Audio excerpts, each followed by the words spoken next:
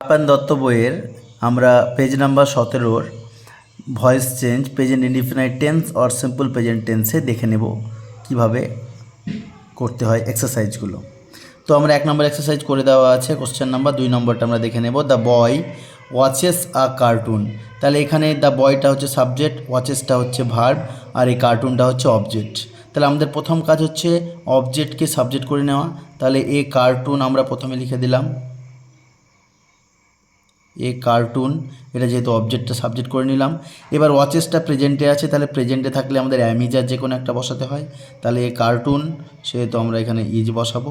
Present টেন্সে আমাদের অ্যাম, না হয় ইজ, না হয় আর, যে কোনো একটা বসে, সেটা সাবজেক্ট অনুযায়ী। একটা কার্টুনের কথা, তার জন্য ইজ বসালাম।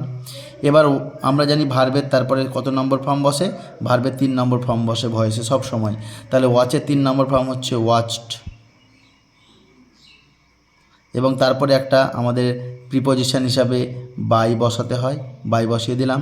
দ্য বয়টা ছিল সাবজেক্ট, এবং এখানে আমরা দ্য বয়টা অবজেক্ট হিসাবে লিখে দিলাম, এবং শেষে অবশ্যই ফুল স্টপ। তাহলে অ্যান্সারটা হলো a cartoon is watched by the boy.